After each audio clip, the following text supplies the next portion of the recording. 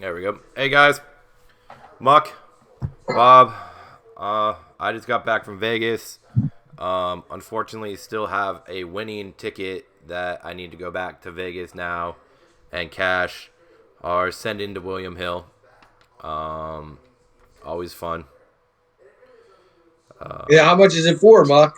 Is it real money or is it nickels and dimes? $100.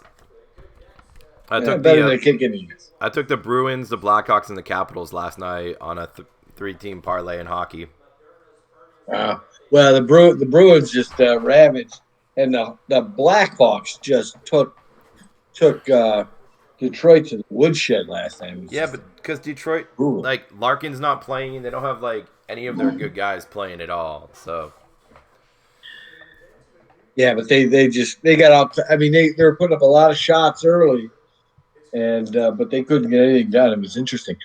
Anyway, quite a market today, Muck. Last week we were all worried about bonds. It was bond again. And now nobody's worried about bonds. I guess it happens to be the first trading day of the month, and everybody that sold, who that? Uh, anyway, they're calling me because I've got guys here sanding the floors of one of the kids' bedrooms upstairs, and it set off the fire alarm. So who knows? I can't. I can't. But anyway, so they came back in force today, first day of the month, and hit it like a style. I don't know about you. I had a nice night last night, and then this morning I've been trading oil.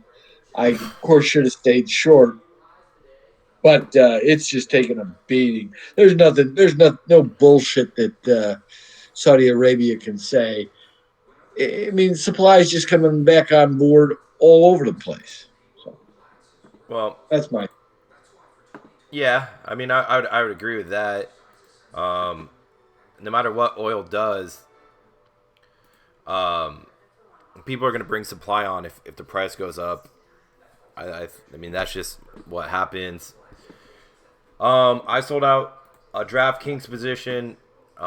It's up $6.43. So I used that strength. I mean, I had 81 days left in the contract, but I'm not going to turn around. I'm not going to turn and say no to $1,000 profit.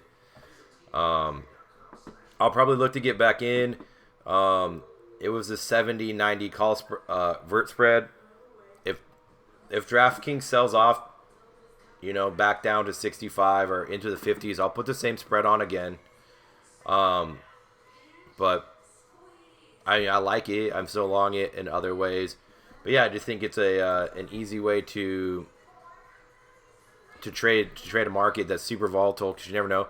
Um, I said it here and I meant it. I didn't think the sell off in bonds was actually something real. Um, and I still don't. Um, I don't think that we can actually hold uh, higher than 1.5% on the 10 year. I don't even know if we can hold 1.5 on the 10 year. I don't think we can hold that yield with all of the debt that we just write, especially with the 1.9 trillion. There's gonna be buyers. I mean, I still think it's an epic bull market in bonds, and I just don't think. I mean, I think yield's gonna go back down. I think you're gonna see like 1.25 hold, um, on the 10 year. I think it's just an easy trade. I don't know. I mean, if you're selling bonds to get flat to be cash, that doesn't make sense to me. If you're selling bonds to dump back into the stock market or at least to into the yield sector, I mean, yeah, that makes sense to me. But with real rates still negative, I don't know. I didn't think when everyone started to freak out about yields, I didn't think that was smart. I think that was well. Also, CNBC and Bloomberg lag like super big. So if they're complaining about it, then that means it's already done, in my opinion.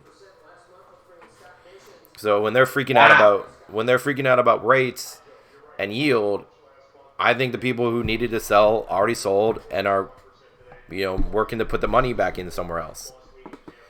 Um, but yeah, it didn't make sense to The me. big guys came out in force. What I mean,